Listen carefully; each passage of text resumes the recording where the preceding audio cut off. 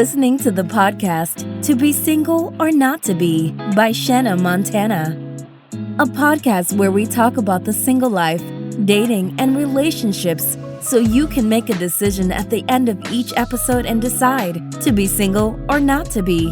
That is the final question.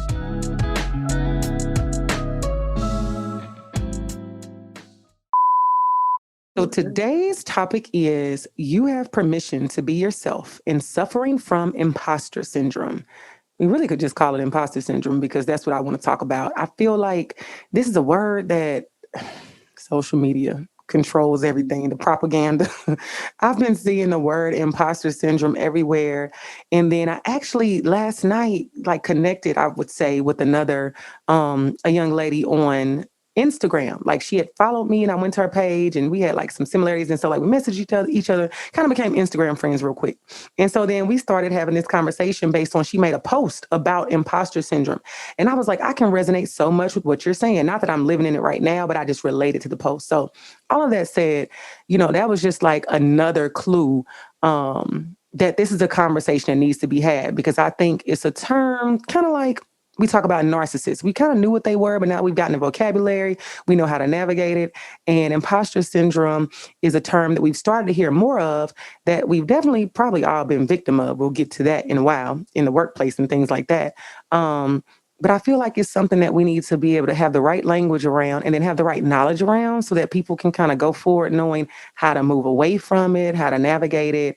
And hopefully as they encounter it throughout life, if they do, they know kind of what to do with it to put it in their back pocket. So that said, I wanted to bring on some guests to the podcast who I think all of you ladies have been on here before. So I don't have to do the formal introductions, but Bulli, I did want to say your introduction because I looked at it today and I just cracked up because it's so you. So we have a panel today, basically. And so of all the ladies, you all have heard Bulli on the podcast so many times. She's an awesome guest that we love to have on. And Bulli is an educator, a local philanthropist and activist, and a gangster for God. So I just wanted to make sure the people knew that. Yes, gangster for God. Yes, and that's her all day. So Bulli, say hello to the people. Hello, people. Hello. DJ, drop that beat. You being you. Up next, we have Miss Obrenka, who you all know mainly is the host of the Sit Down with Brinks podcast. Say what's up to the people. What's good, y'all? Glad to be back. Glad to have you back. Up next, we have the unapologetic Nikita H, and you all know she's an author, a podcaster, and the assistant editor of the Pedestal Project. Say hello to the people. Hello, hello. Welcome, welcome. And last but certainly not least, we have Miss Kandice. I was about to call, girl. I'm so used to calling you Kandice Allen. It's so hard to put the last name on like you just got married yesterday. So we have Kandice Allen Mitchell. She's an Atlanta-based attorney and a housing policy director. She's married and low-key happy to be child-free in the pandemic. Hello, somebody. Hello, hello. Look, that is, I saw that after the last time you were on here. I'm like, that's so true. This is not related to the show, but I say that all the time. Hats off to all the parents right now dealing with, and the educators, Bulli, all of y'all dealing with kids right now in the pandemic. The Lord knew. Let's just leave it at that. Yeah, it's a special gift. It is. Special gift. That's y'all. Right. So we are going to get right to it. So I feel like, as I said earlier, in recent years, it's not that we're coming up with new terms. It's just that we're finding the vocabulary to identify actions that have been attached to certain situations. So I really want to talk about it. And I'm going to have one or more of you all to tell me, what have you come to know imposter syndrome as? What is your definition of it? Well, I can start. So I see it as a fear of not belonging. And so, yeah, it's just this idea that you're entering a space that you're not necessarily fit for and that somebody will discover that. Or, it's this heat on your back about, just being discovered for a fraud or whatever in whatever situation you've tried to insert yourself in. It sounds like a spooky way to live. Like I'm going through life and I think that somebody's going to uncover that I'm not as awesome as I really am. Yeah, feeling like you don't deserve things you have or deserve to be in the spaces you're in. That you don't belong. And I was reading something about, just to insert the word syndrome in it, syndrome is normally not attached to positive things. So it's like that causes anxiety in itself. I have imposter syndrome. So you're already attaching something to something else. So yeah, that stands out to me. Does anybody else think differently, or are we kind of like all on the same page with that definition? Yeah, for me, I feel the same way as what Candice was saying, but also when I feel imposter syndrome, it's also been like perpetuated by like trauma from previous jobs that I've had, to where I'm like, oh, God has blessed me with this job, and not to discredit like the blessing, but then through the blessing, I'm like, oh, I'm really not supposed to be here. If it wasn't for God, I wouldn't be here. And doing that discredits all the hard work that He is like gave me the strength to go through. And so it's like, no, you're supposed to be here. This is why you have these degrees and this experience and stuff. But through trauma from being brought to tables, especially as like a Black woman, and then like, oh, we want your opinion. But then you get to the table and they're like, you really don't have to say nothing. We just kind of got you here. And so it's like the trauma adds to the anxiety. It's like, well, maybe I'm really not supposed to be here with these people. So yeah. Would you, Nikita, you shaking your head? Do you encounter that like when in your world? It's so interesting. So imposter syndrome is something that is really talked about in the realm of higher education. It's like a buzzword. And so what I have come to know it as is just knowing that you're worthy, but being in spaces where you are having experiences that are perpetuating the narrative that you're not worthy. So similar to what Brink said, it's like, you know that you have earned the right to be here, but because the space is very white, to make it in a way, they have to humble you in a sense. So then imposter syndrome has this very manipulative way of tricking your brain to say, maybe I don't belong here. Maybe I haven't been working as hard. Like, you just begin to question all these things about yourself as a Black woman. And I can just be transparent and say, currently what I'm doing as a career, I have experienced that a lot. Is it because of like your field, being in education, or what would you say? I think it's just like being a Black woman in a space where you are the only, to be honest. Okay. I didn't realize I was having these, like everybody has like moments where they're like, oh, should I be doing this? Should I not? But like my self-doubt about myself, even though I know myself, it was like my mind started to play tricks on me. But it's because of the environment that I was in. So that's what I have come to know it as. It's just like this really interesting way your mind begins to play tricks on you because of the space that you're in and the way you are being treated. So tell me, it's two questions I have from that. You mentioned that imposter syndrome is like a buzzword in education. Why is that? Well, to be honest with you, oh, Jesus. Specifically when we're talking about higher education, because, we have public K through 12, and then we have higher ed, which is like our colleges and universities of higher learning and all of that type of stuff. But what I think is happening is that, we have Black and brown babies at these PWIs. And so if you're going to go into that space, most times you are going to be the only. And so I think in higher ed, it has become a buzzword, if you will, because obviously white people have made it that, but also it's actually a very real experience that a lot of Black people are having, specifically Black women. Because it's like we are only valuable to these spaces when it's convenient for those that have us in that space. That makes sense. So it's like we want your input, we want your creativity, we want all these things, we want all your Black girl magic, but only when we want it, not when you are challenging us and or holding us accountable. Or we only want a certain level of it. Like, we don't want it all. We want a piece of it. Yeah, and that leads me to an article that Candice sent me that I wanted to bring up in regards to what you mentioned, basically women of color in white environments. And so just to give a little bit of a snippet, this came from an article from the Harvard Business Review. And basically, I wanted to make sure I didn't negate this. So the long and short of this was a woman was preparing for an event with a client.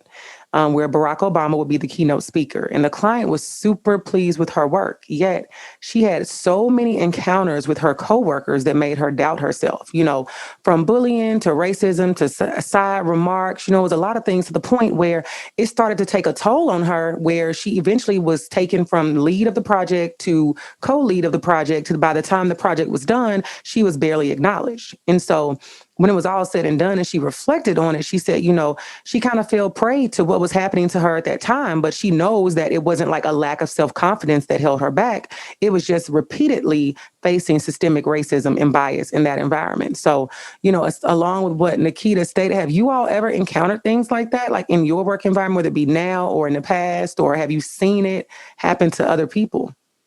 Absolutely. Oh, for sure. Mm-hmm. Like in my previous position, I was a director of health education here in Huntsville, Alabama. And so before I got there, I was like, I have some of the skills to do this, but I know I can really like rise to the occasion and get this work done. And then like 3 months in, I'm getting grievances wrote on me by employees that didn't like me because they didn't feel like I should have got the position. So I'm going on like Christmas, vacation, and I'm having panic attacks before I even go back to work. I only been there 90 days. Like, of course I don't know anything because I'm still learning. No, yeah. So then it just starts rolling into like, well, maybe you don't really know what you're talking about. Like, maybe you don't know how to help your community that looks just like you, that you went to school to do all these things. And so it's like you telling yourself these facts, but then you still feeling like, well, this is not going to go over well. This is not going to be good enough. And so, looking back, and I recently had to have like that positive self-talk with myself and be like, there's more that you could have done, that you wanted to do, that you weren't able to do. And that's okay, because you can do what you wanted to do in different avenues in the future, and kind of like forgive yourself for that. Right. Like, don't continue to be hard on yourself about that, because you were under a lot of stress. They brought you to a table that they wanted you at, but then they really didn't want to listen to you for real. And so, you have tools, you learn something, because a long time I was like, I haven't learned anything from this job. Like, what I'm going to put on my resume. And then I had to sit there and be like, girl, you learn how to do this, most definitely conflict resolution. You know how to make events innovative outside of what they want you to do. So most definitely have felt that way. And it's hard. Like when you're in it, you be like, I'm not doing nothing. I'm not doing anything productive. Like I'm not helping people. And it took my therapist telling me, she was like, okay, right now you're in a petri dish. You don't like your job, but you need to be there.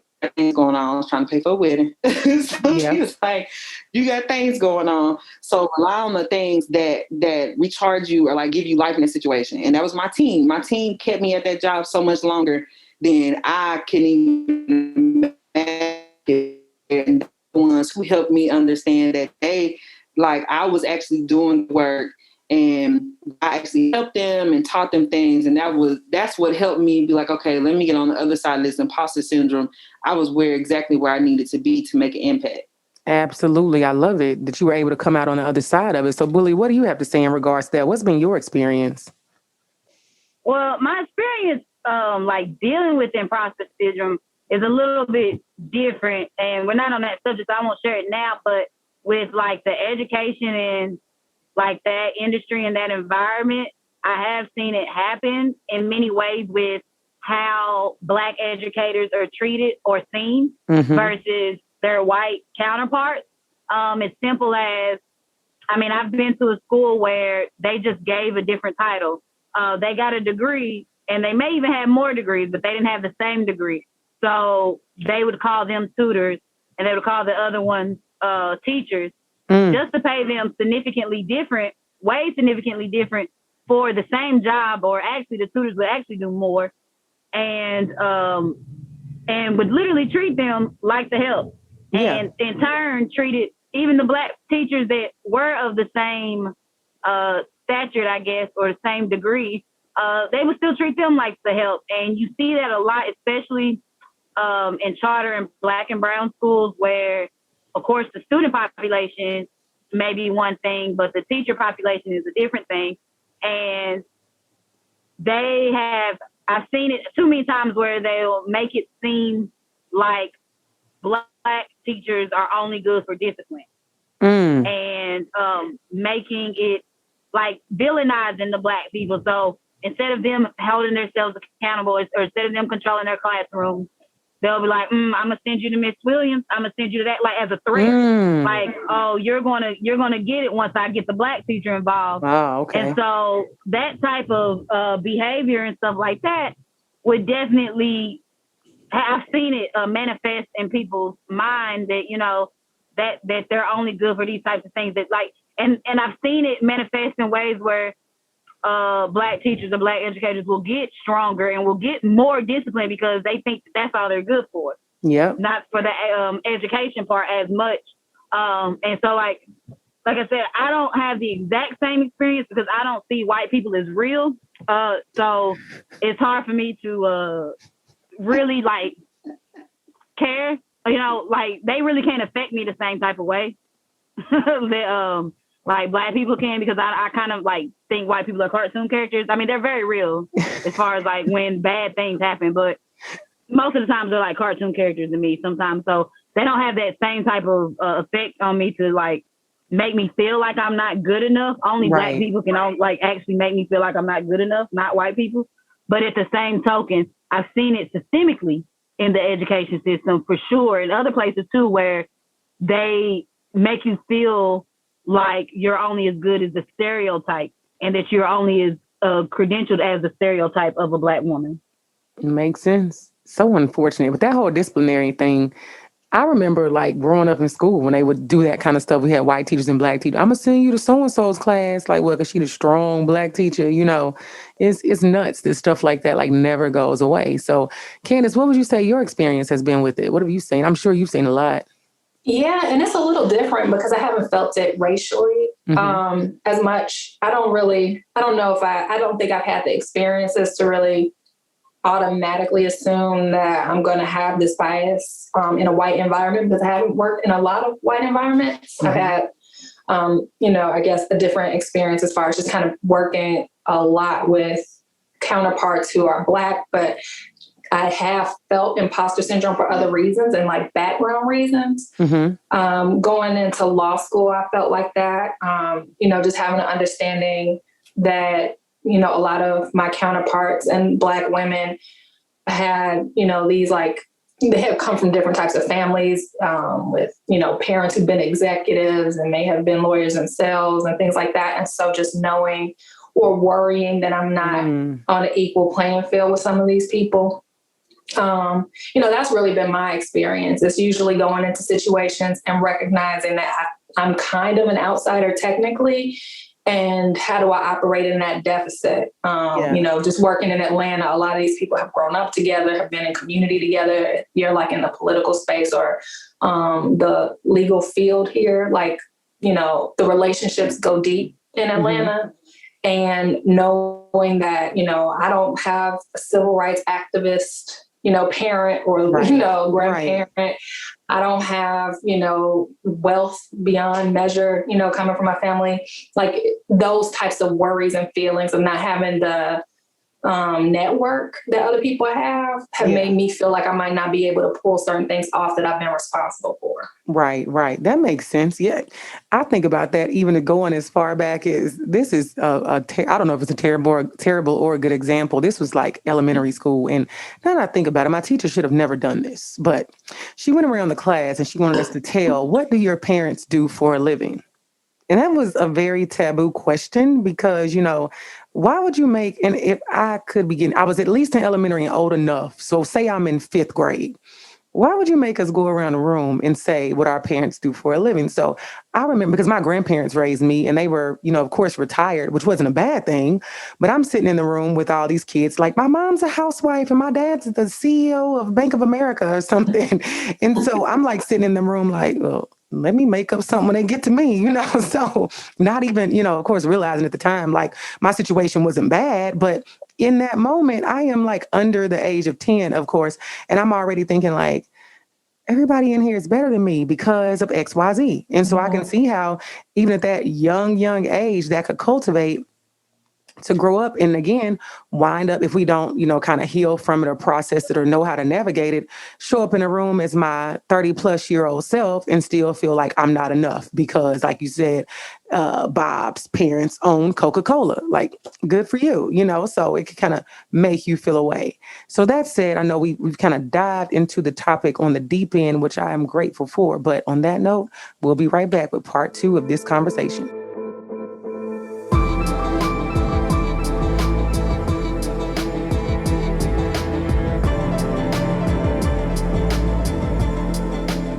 And we're back. So on the first part, we were talking a lot about, what it looks like for us as working women, what our experiences have been with imposter syndrome, more so like in corporate America or just different settings or in classrooms at West Elementary in Moss Point, Mississippi. So say that out loud.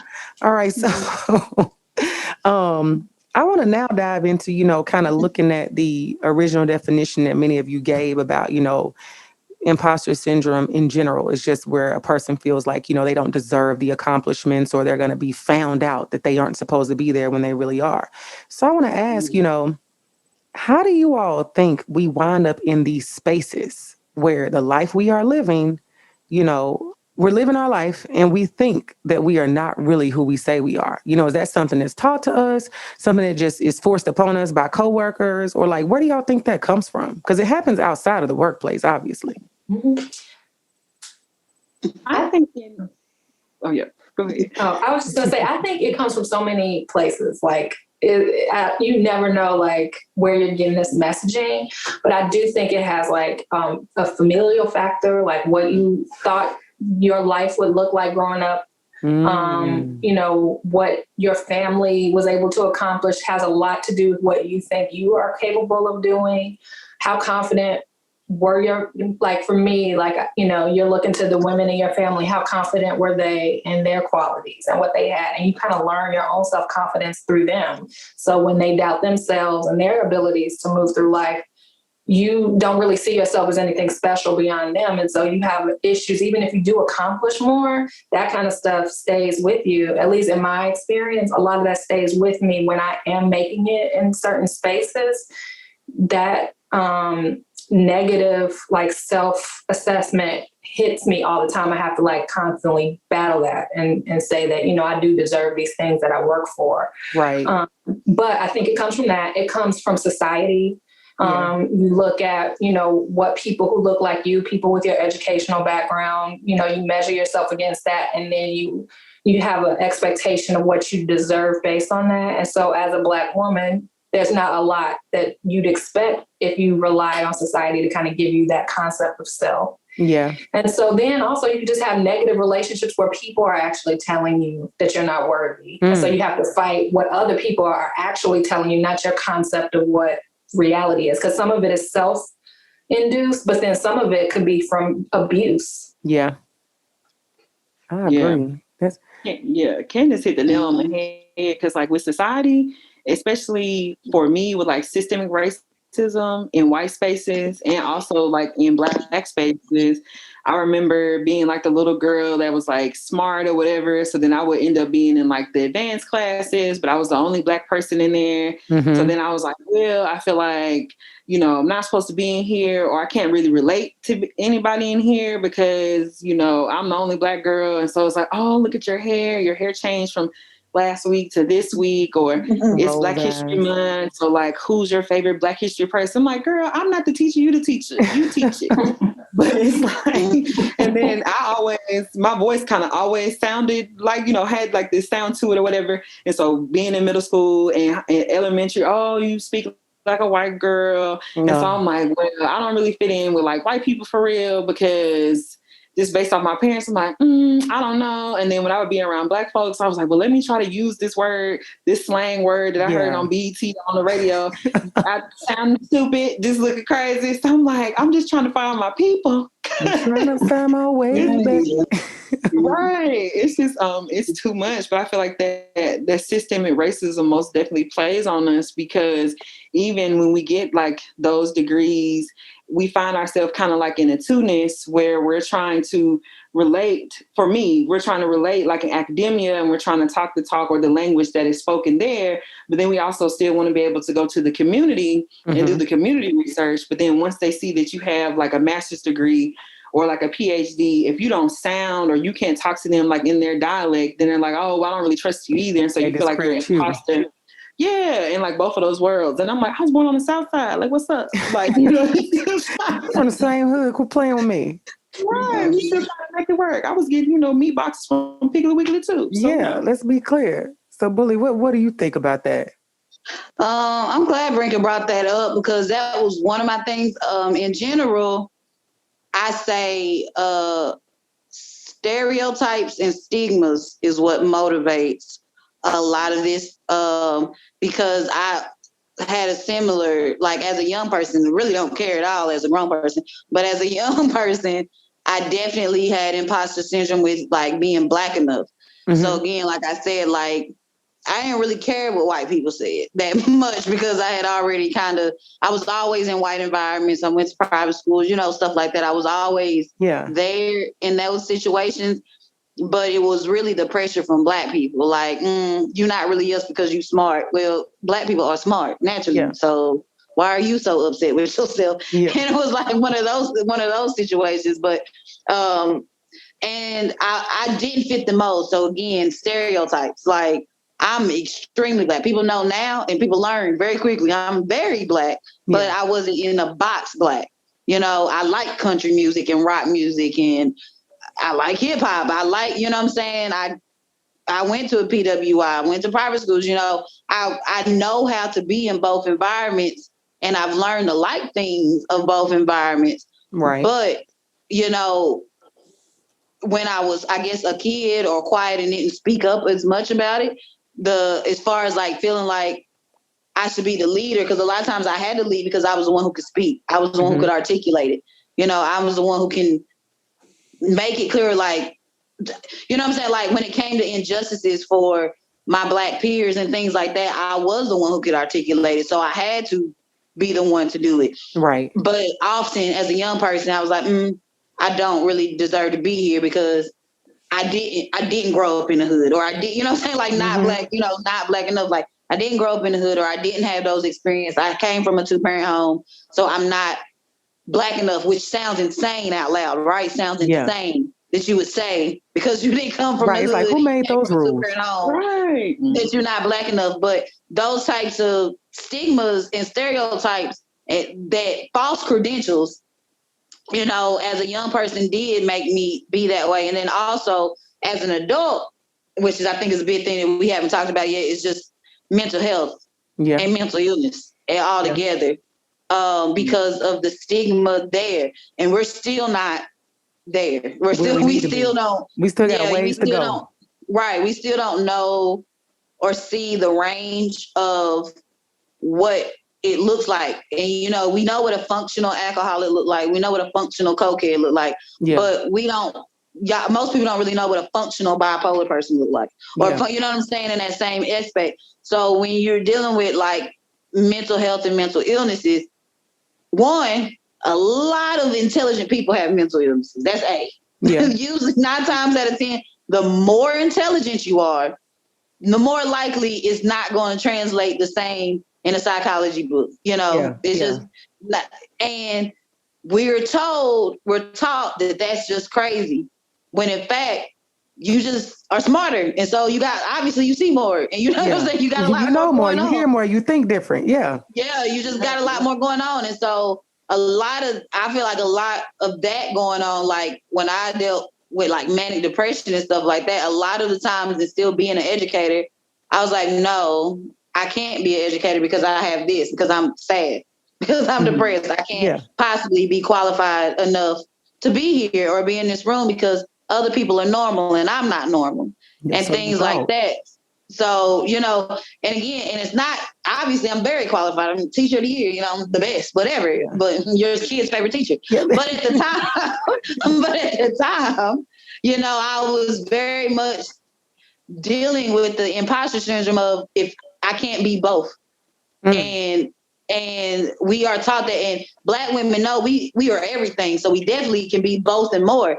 But at the time, I was like, I can't be both. I can't. If I'm this, then somebody's going to find out. They're going to find out and they're going to take this away. They're going to take my degrees away. They're going to take my credentials away. And they're going to say I'm not qualified and, you know, things like that. So over perfectionism,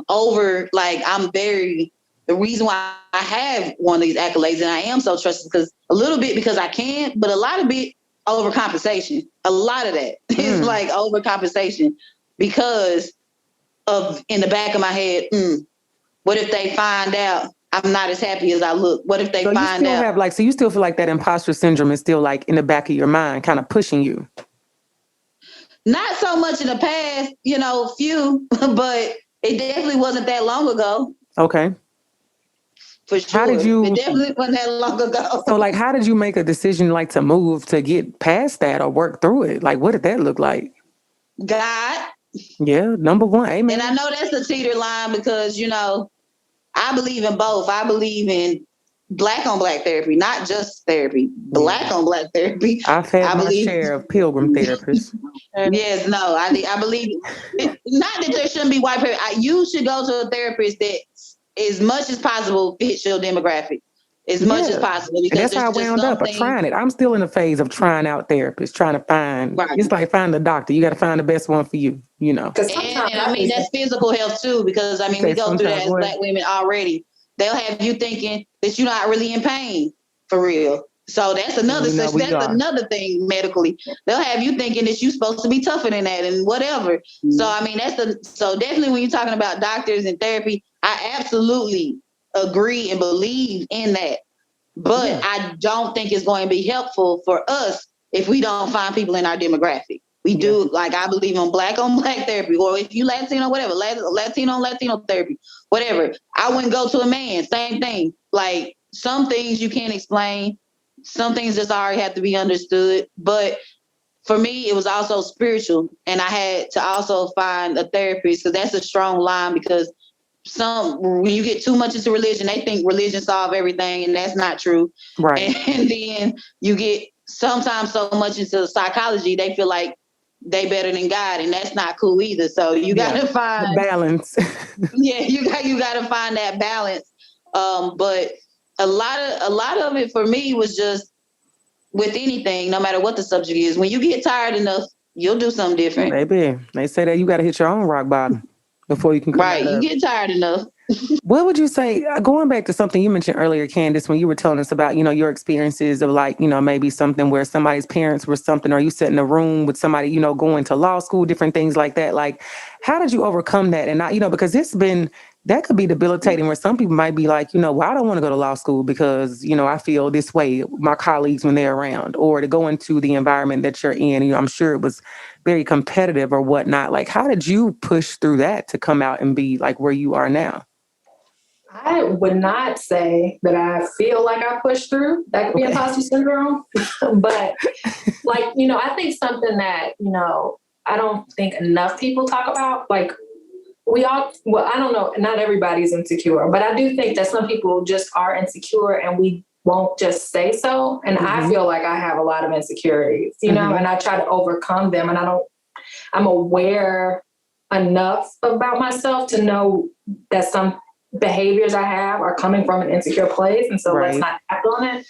But yeah, I wouldn't say that I'm just always super confident in like my abilities or what I bring to the table. And so, you know, there is a lot of work of like reminding yourself, okay, look at what you've accomplished, this, you know, itemizing it and reinforcing some of the confidence that you have in yourself. And then also like leaving room for other people to be helpful and like, you know, good influences on your life. So that's, you know, for me, I was very lucky to have been surrounded by a lot of positive people. So I didn't have a lot of people telling me like, you know, like I was feeling like super competitive with me to the point where I kind of crouched. And also I have so much competition in myself that I end up rising to the occasion. So I'm able to kind of battle some of those thoughts. But I still operate in that like constantly. It's a constant fight for me to say and remind myself that I'm capable and qualified to do, anything, that I put my mind to. But I have held back from a lot of opportunities because of the fear. Yeah. Of not being able to measure up, or, somebody, like, a lot of times people will, give me opportunities, and I'll earn those opportunities, I'll say, but I've been presented with opportunities that I don't necessarily feel ready for. Mm-hmm. And you almost just want to hide, and that's exactly what imposter syndrome is. It's like you feel like as soon as you open your mouth, or as soon as it really comes down to, brass tacks of whatever you're doing, then people will see that you really don't have everything you need. It was all a facade. And that's the worry I have. Like, that's after you get past the shell, it'll be nothing. Or wind it up, I can relate to that, or be in situations, people ask you to do something and you're like, you want me to do it? Like, you're like, yeah, that's one of those things. I think times when sometimes people see something in you that you don't see in yourself. And we had the privilege the other night, I heard a speech by, I believe her name is Anjanae Ellis. She plays she played on Lovecraft Country. She played the mom on the Clark Sisters. And she talked about her journey to become an actress. She went to Tougaloo College and she was taking, I believe it was an acting class. And it was like a professor told her that, I think you have what it takes to like go all the way with this acting thing. And, at the time, it was a journey, but she was just like, what? Like, like, I'm not believing that, me, Hollywood star, like, really, and she said, honestly, it is so crazy now this comes home, she's been in films, TV, everything since like the 80s. She literally said it was not until a few years ago that she really acknowledged where she was in Hollywood, that she was like a real actress with real accolades and, and finally now getting the pay that she wants, still ways to go. But in that instance, that was pure imposter syndrome. And we're talking about somebody who's on the big screen that she's like, she still has to go back to that place of that professor when she was in college that told her she was capable of doing what she was supposed, for her, she was capable of getting to where she is today. So that goes back to that whole support system thing is real. Like to have that and to have the... Like it's a journey for a lot of people, and I think, sometimes when you see people, like for me, I think one of the traits I have is that I actively, like I'm almost always complimenting people when I think they're doing something great, because I feel like that is what can kind of spark somebody to have that confidence in themselves. And I've benefited from other people doing that with me. Instead of like putting me down, I've had people tell me when I'm doing something great, and then that sparked me. So I try to do that, for other people whenever I can, good ideas or, good businesses, or if I see promise in some area or way I can help, I try to like give that. And that is what I think kind of helps people get over that. Like because it's not just about having self-confidence. It's also understand that other people are receiving what you're trying to give in the way you intended. Absolutely. And I think the feedback of the community is helpful in like making sure people understand that they are bringing quality to what they do. And I thank you for coming on the podcast, So I guess it's your community service, So, Nikita, what would you say, like, being that we kicked it off kind of talking about education, and I know this is something that's ongoing with you. How do you push through on like a regular basis? Because, being that you are at it's not predominantly, Black school, you may see or encounter things like, how do you kind of go by every day? Is it kind of like some of the stuff we've talked about? It is, but I think for me, I just had to get to a space of knowing and remembering who I am. Because the reality is it's not going to get easier for Black women, because this has just been the narrative for us since the beginning of time. We can tie this all the way back to like our ancestors and slavery. And because Black women have had to carry so much, you know what I'm saying? Like, it's not going to get easier, which is also, it's a very psychological thing. Because we are like the backbones of this country, of this nation, but in the same breath, we are treated as if we are not. So for me, I just had to get to the space of knowing who I am and remembering that. So for me, it was a lot of like setting my mind for the day with affirmations and, just speaking life into myself. Because, again, the reality is if you are wanting to make an impact in the world as a Black woman, you're going to have to go into spaces that were not built for you. Yeah. Systemic racism is so ingrained in this country that we would literally have to burn this bitch down and start the fuck over. Literally, you know what I'm saying? And that's literally, and start from scratch. And that is I'm for the burn down. that is putting it as plainly as I know how to put it. There was a video that came out. I can't remember the woman's name, but she was like, white people need to be happy that Black people only want like equality and not revenge. Yeah. We would really burn this bitch down and start over. Yeah. So for me, once I accepted that, I said, you know what, Nikita? You know, speak life into yourself. You know what I'm saying? Understand the space that you are going into. Protect your energy at all costs. Yeah. If you don't have it to give today, then that's fine. You understand what I'm saying? And so for me, it has just been me choosing joy and peace, because it's so many things that can disrupt that. But what I know about myself is that I do want to leave a legacy of being a Black woman that speaks out. You know what I'm saying? And so putting on the whole armor of God, as Danielle used to tell me, putting on that whole armor and understanding the fight that it is I'm fighting. And then also as Black women, understanding that we don't always have to fight for everything. We don't. Sometimes the best thing we can do is don't do anything. Yeah. And let people figure it out. Crumble on its own. Right. Let people figure it out on their own, because if you think about it, because it sounds like a lot of us are in those spaces where we might be the only, and we might be tokenized and pulled on because, you know, you have such great ideas and all of that. Sometimes the best thing you can do is just be silent. Yeah.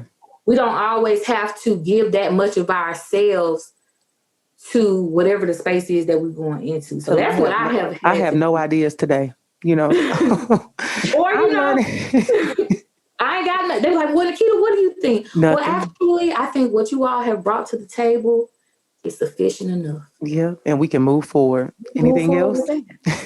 Say any questions? Because also, let's be real, right? Like in some of these spaces, they not like the paycheck not gonna change. Not at all. So unless you're gonna pay me for these innovative ideas that I got, I'm gonna be quiet.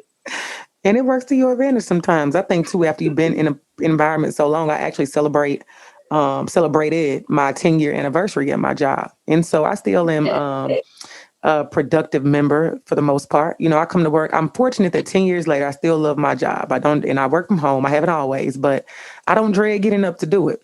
But there are days when I'm already going to the conference call knowing I'm saying nothing. It's one of them days where like speak when spoken to, you know, when you got something to say to me. And then I might even act like my phone was on mute when I was talking, that I wasn't even there. You know, Shayna's still on the line? Crickets. Sitting there, you know, no answer for you. That's one of my favorites. I don't pull that out often, but I will pull it out. I have nothing to say. So I think that's another part of protecting your peace in those instances. And that leads me to ask you all, you know, we've talked about a lot about imposter syndrome in the work environment. You know, how do we push through that? How do we push through it sometimes personally? But how do we push through imposter syndrome and not sabotage our romantic relationships?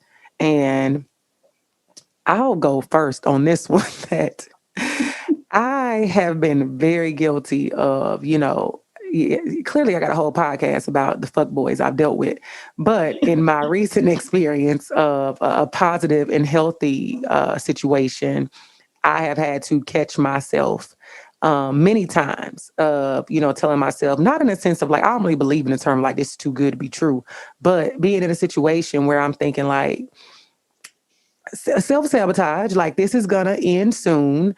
I'm gonna use that term. It's not the one I actually would use, but saying like, oh, this is too good. Why is he being so good to me? Why is this going so well? Why is it not, you know, going to shit like it normally does, you know? So just feeling like, oh, you know, God, after all these years, you really gonna give me a man, you know what I'm saying? So I have had to personally push through the imposter syndrome of knowing that in a romantic relationship, that even if I've had my share of duds, that I can have what I desire.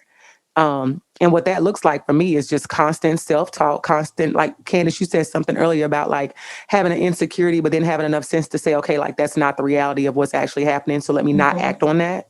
So I do a lot of like self-talk, leaving it in my head, even if I have a thought. And I'm trying not to have those kind of thoughts, but you know, Rome wasn't built in a day. So what would you all say, like, whether it be your own experience or you just think in general for people, how can they not allow the imposter syndrome to have them sabotage their romantic relationships? Oh, I was waiting for this one. I was waiting for this one because no, like I would say, not always romantically, but definitely in my friendships, that was absolutely the number one common place for imposter syndrome to show up. Really? Is in my friendships and relationships. Again, that's why I say like stereotypes and stigmas with mental illness. I mean, there was a time where I just did not believe that people liked me. There's just no way. Bulli, you know, I go through something. I'm going to interject there. I go through something like that every year before my birthday. I always have really good birthdays. I know how I feel about birthdays. You and my friends you go hard on your birthday, so I don't understand. You know me. I go hard for my birthday, and my people never and I go hard because I've gone hard. I feel since birth, since I've had a party, I go hard. I have every year, everybody shows up in the biggest way. I feel like for me, if I ever doubt that I'm loved, I just gotta wait for my birthday and I'm gonna know I'm loved. But every year, right before my birthday, I have this fear, like, is anybody gonna show up? You know, I have that same fear. It's like I almost hate my birthday or Christmas, like major holidays. I'm like, oh, ain't nobody gonna think about me, don't nobody care. And it's never the case. Never. Okay, I'm not alone. Okay, I feel so much better. So much better. Go, Bulli. So tell us. I don't know. See, I mean, you really got to just think about your perception, and you just really got to feed your mind truth, but also positivity. Because the truth is not always positive, but you got to have that balance. You got to have truth and positivity. So when positivity lacks, you can lean on to the truth. And when the truth is too hard, you can lean on positivity. And you just got to have both because, you know, again, and then I don't know if any of y'all feel this, but sometimes you can be too smart, and that can also make up for imposter syndrome. What do you mean too smart? Yeah. Too logical. Like you're very, I don't like this. There's the lie that women are emotional and men are logical because, you know, men are dumb. Women are extremely logical. We are. We think 7 steps ahead. We do. And we think like a domino effect. Like if this happens and this happens, then you know, we're strategic. We think very logically, very, very logically. If it's walk like a duck, quack like a duck, it's a duck. Like that's how we think. And sometimes the reality of how things have been are too much for us to have hope or faith that anything can be anything different. So, you know, being that logical, like, okay, well, this hasn't happened, and this is what happened this time, and it's happened 6 times. So mathematically, it only makes sense that it's going to happen again. It's going to happen 7 times. You know what I'm saying? But so, do you think that's logical or tactical? Because, like, it doesn't have to be reality. You know what I'm saying? But it is like a self-preservation mechanism. Like, you know what I'm saying? Just because like 6 guys were assholes, it's not really logic that the 7th guy is going to be an asshole because there's a world of information. But like tactically to protect yourself, you got to tell yourself that this is going to, you know, negativity is going to come your way. So prepare. Yep. So it's still operating kind of out of emotion to me. Because logic would tell you that, you know, you're deserving of like more than like these, you know, terrible people you've dealt with. But, you know, you can't expect more because if you expect more, you might be let down. I mean, I definitely was going to say it's definitely a defense mechanism. Yeah. Definitely was going to say that, like, so absolutely, that's correct. Like, I get what you're saying, like, it's coming from a place of emotion. I still think it's logical, but I guess my point was that you can get so logical that it cancels out. That's what, like, I guess that's where I was like going with that. Like, you can get so logical that it doesn't, that, like I said, like it gets in the way of your hope and your faith, and it messes you up a little bit. But yeah, absolutely, it's definitely a defense mechanism. It's definitely that. and just numbers. Cause like for me, you know, and cause your podcast is about single not to be. Mm-hmm. I've never been in a relationship. I've never had a boyfriend. In my head for a long time, not no more. I tell you, I'm transforming. I'm different now. But back in the day, like just, you know, last season, whatever, I was definitely under the impression like, you know, it's too late.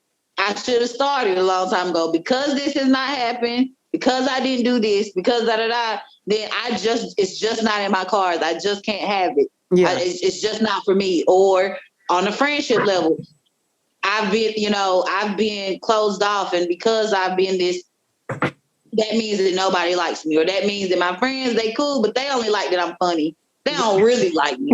You know what I'm saying? Like, and I question a lot of my circle, and I had to get out of that habit because they got to the point one time where I was just like, you know what, this is messed up, because I'm a good friend to people, for real. And if they would have said I got no friends, and I was looking at them like, they ain't got no friends, I would be offended. I would be very offended. So I'm like, but you sitting there telling them they might not be your friend. Right. So I'm like, let me stop doing this, because I'm starting to be a hypocrite. Because I used to be, and I was going through it, and I'm glad that they understand, but I'd be terrible all on Twitter. I ain't got no friends. Nobody cool with me. Then all your friends in your DMs, for real? Right. You ain't got no friends? I want to add that, unfortunately, I think, yes, it is a defense mechanism, but I think it's just like Black women, for some reason, and it's not even for some reason, society has taught us or socialized us to believe we're undeserving or we're unworthy, or we have to work so hard for the good things that happen to us. Brene Brown, I think that's her name, forbidden joy. And it's like, for whatever reason, we be like, this is good, but it's too good. So I'm just going to sit in this middle space of being like, you know, this is too good to be true. But the reality is this: happiness is fleeting, joy is constant, right? So I feel like if Black women, if we move from a place of joy at all times, then we will be okay. Like, you have to allow yourself to, one, you human. Yeah. So things are always going to be kind of like up and down, right? Because that's just human nature. Mm-hmm. But more importantly, we deserve joy. You are deserving of the things that you desire, specifically in relationships. Yeah. Something that I had wrote in my journal is that, like, desiring love, wanting love in whatever capacity that looks like doesn't mean that you have to abandon yourself, and that you are worthy of that. Yeah. And so I just think most times some of us are operating from a place of like protection, self-preservation, because we don't want to get hurt, but that is a part of human nature, and people will disappoint you because none of us are perfect. But I just think Black women need to know, like, you deserve whatever it is that you're seeking. You deserve all the things. All of it. I mean, we built this country. You know what I'm saying?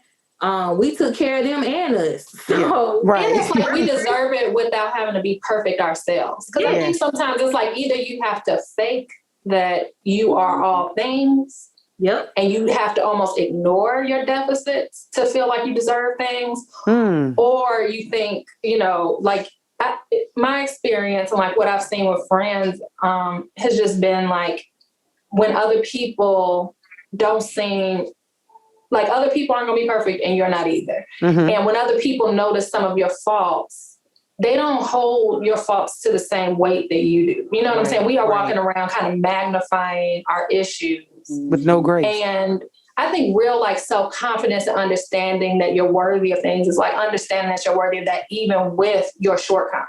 Yeah. And like saying I have them and they probably gonna be here and that's okay. Yeah. But I still have these other things to bring to the table. And that probably crosses over work and everything else. Like we're always gonna have this like intrinsic knowledge of our shortcomings and faults. Yeah. So, you know, just feel free to operate and get the best no matter, you know, what deficit you bring to the table, whether that's relationship, work, friends.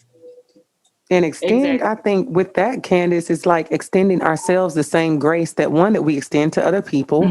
And that if people extend to us, like you said, our friends or family may know our flaws, may know, you know, different things about us that we don't feel so awesome about, but they extend us grace. They don't hold us to the same, you know, standard. And like you said, deal with it intrinsically. And I feel like I'm kind of talking to myself aloud to know that we are not going to be perfect. Nobody is supposed to be. That's not what this life looks like. But if you can extend yourself the same grace that a lot of times we extend to other people or that we extend to the areas of our life, then it's a lot easier to deal with the imposter syndrome where you can kind of put a backseat to it because that, that's not, it's not who I am. And the joy is going to always be, you said joy is constant, but happiness is fleeting, right? Is that the way to say it?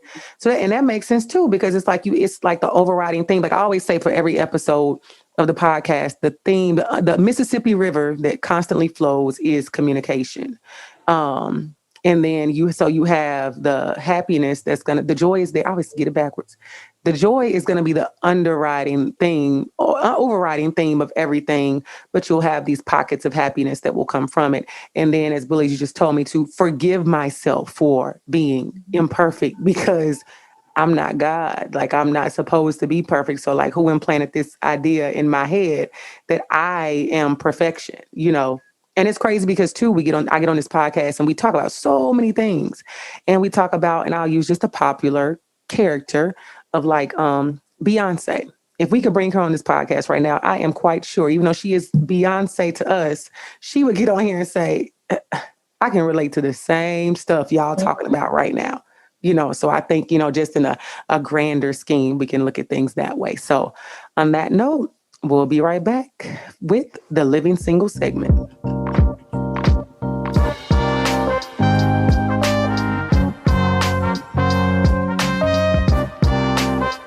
This now brings us to the Living Single segment of the podcast. It's simply a segment where we want to send you good vibes, good energy, and give good advice on any questions that you may have about being single, dating, or relationships. Remember, nothing is off limits. So, welcome to the Living Single segment of the show, and let's get into it. All right, so now this brings us to the Living Single segment. As you guys know, in this segment, we answer a question that's been asked of us about relationships, and we advise the listener of how to proceed. So today's question came from our website at www.tobesingleornottobe.com, and that's where you can send your questions if you want them answered in the future. So the listener, I would say, says, I am super toxic, and I know it. Okay. I have this tit for tat mentality that is not healthy, but I cannot help myself at times. For example, if my boyfriend doesn't come home by the time I think he should be home, I will destroy his clothes and stuff. If he spends money that I think shouldn't be spent, I will throw a tantrum. If we get in an argument, I will call other men in front of him or threaten to leave. Again, I know I'm toxic and this is unhealthy. I need help. I need to know why I'm like this. To be single or not to be, please help. I'm going to start first by saying I'm gonna let y'all go first. Let me not go first. Like I don't know if you need to be single. Be single. Be single. Be all the way single. Because we over here talking about imposter syndrome and not being good enough, and you definitely not good enough right now. Yeah. And we over here doubting ourselves. And that's why you shouldn't doubt yourself, because you got girls out here being real extra crazy, and they still got a man. No still problem. Got one. So, still get through to the beauty. Yeah. Still got it. So, and that be the stuff that make you think you're supposed to win. And that's a whole different subject of being good and being nice and feeling like you're not toxic enough to be in certain things. Like you need to have that type of drama and stuff. But girl, I talked to a friend about that the other day. But be single. I said there's a lot of niggas I should have cussed out. I'm gonna jump in and just say I think you need to go to therapy. I think you need to go to therapy. That's the help you need. There are some narcissistic, controlling. There's just a lot of red flags and bright red, neon red. You are whatever is going on internally. So you need to go talk through that with somebody. You don't need to be in a relationship. You can't be burning somebody's stuff up. Like that's not healthy.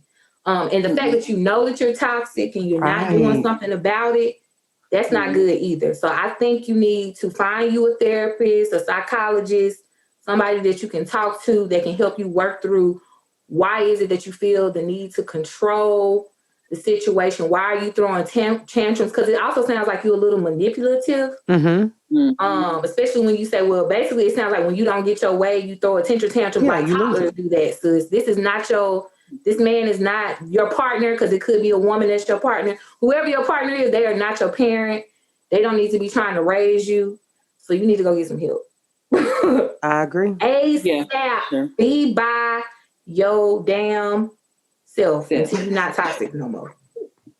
You want to add anything to that, Candice? A parent shouldn't even got to deal with that. A parent shouldn't even have to deal with that. That's why she need to go to therapy, because it probably is rooted somewhere in her childhood or dealing with a parent or something like that drove her to be that way, because it's absolutely manipulative. It is narcissism at its finest. It is immature. It is, just not healthy in any capacity. And I think that if you feel this way, you have to do these things, you probably it's not a good fit either if you chose to, because people like this they'll stay in the relationship. But it sounds like exhausting. Yeah, it does. The tantrums, the destroying stuff. If he don't, you have to buy his stuff over again. Or he got to spend money to buy, and that money could have been going in y'all's pocket. It's a lot of cause and effect here that's just not effective. And also, this your boyfriend. So why the hell are you tripping about his money? That ain't your money. Y'all ain't married. She said, your money is my money. My money is my money.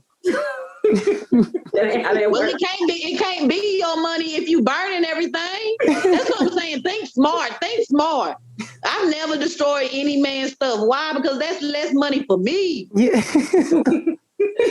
And I'm just not about to destroy people's stuff. Like, people are crazy. Yeah. That's my philosophy, like destroying things and like putting my hands on people. That's like where I draw the line. Like, it's like you don't go to jail for doing all that. And then I just feel like one of the things that I'm too much of a people pleaser to try to tear up somebody's stuff, because I'm gonna tear it up and then I'm gonna feel. Then bad. I'm gonna go buy it. Right. I'm gonna go replace it myself after I tore it. Also, like I have stuff I like, so I really don't want the retaliation. Yeah, not at all. Mm-mm. He come in, he done cut all the top off your lipsticks, off all your MAC lipsticks. All your Savage Fenty. Melt my purses. Right. The Savage Fenty got thrown away. He done dropped all your bronzers on a hard ceramic tile floor. Your wig, he done set the wig on fire that cost you about $350, $250. Talk to the lace front with the good Brazilian yaki hair. Contaminate your skincare. Girl, fighting. Y'all giving ideas. Be quiet. So ultimately, sis, you need to be single. This is not the relationship for you. But most importantly, you need to seek therapy. And if you need to know about some resources for therapy, you absolutely can go a few episodes back, or there is a website, Therapy for Black Girls, that you can go visit to start there. But if you need to, write us again. I'm starting to tell people that write us again, let us know the outcome. How long are you going to stay? Are you going to be in this relationship? So get the help that you need. Talk to Jesus, do the self-work. That said, if anybody wants to have their questions answered on the show, you all know where to find us on Instagram or Facebook at To Be Single or Not To Be. And again, www.tobesingleornottobe.com. And on that note, we'll be right back for the third part of the conversation.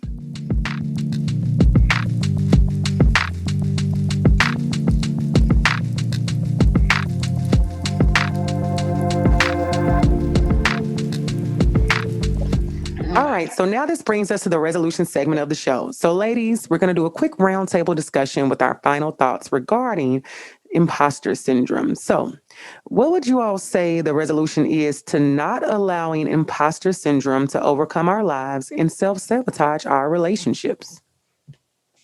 How do we move past this? I think giving yourself grace. Yes, grace and mercy. There's never a point in our journey where we have made it. You understand? Yeah. So giving yourself grace in season, out of season, whatever's going on, and knowing that even when like I said earlier, happiness is fleeting, joy is constant. So just putting yourself in a position to always choose joy before anything else. So grace and joy. Because, life has its ebbs and flows. And so knowing that you are deserving of what it is that you desire. And so when it comes, don't try to talk yourself out of that. So just choosing joy. That would be my resolution. Choose joy. I think choosing joy. Yeah, that correlates across the board. Candice, what would you say? I'd say keeping in mind that perfection isn't required to be deserving. And, I think it's important that we remember that we can be fully capable and be able to embrace any, blessings or opportunities that come our way, even with our shortcomings. And understanding that confidence doesn't necessarily equal competence. So when you see other people who seem or who appear to be more comfortable in these positions of power, it doesn't necessarily mean that they are able or better able than you are to make an impact. And I think this is just sometimes society tells people what they deserve. And so that's the type of messaging that leads other people to just kind of take opportunities that they might not be as equipped for as you. So just remembering that you don't have to have every piece of the puzzle to be deserving of being in that space. Love it. And last but not least, what would you say, Bulli? Well, I agree with everyone, so let me try to say something different. I'll say something simple. Be easy, because if it wasn't supposed to be, it wouldn't be. Yeah. And lean in on that. If you wasn't supposed to be there, you wouldn't have been there. But you are, so you're supposed to be. And just lean in on that. Amen. Everybody get an amen. You all give yourselves a round of applause for an amazing episode tonight. One that we had to carry on. Y'all don't even know what was going on offline over here, but we had to make sure that we got all of the points out. And this episode was much more than I ever could have imagined. I took so many gems from it. And my hope is that the listeners did as well. And as you all know, your opinions are always valued and appreciated. And on that note, we'll be right back with the Montana Minute.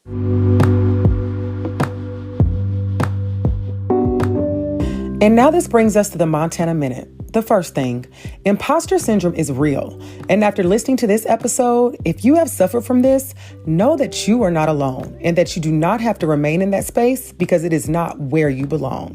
The next thing, remember that you have earned and deserve every seat at the table that you have ever taken, every promotion that you have gotten, and every win that you have achieved in your life without question. And the last thing, we are not imposters of any kind. That is a notion that has been pitted against us that we are no longer accepting or feeding into. We are bigger than this. We are the prizes and we are the ultimate winners. So be sure that you leave us a review on Apple Podcasts. And if you have an opinion about the show, please drop us a DM on Instagram or Facebook sharing your thoughts. We welcome it. And now I leave you to decide. To be single or not to be, that is the final question. Signing off, yours truly, Shanna Montana.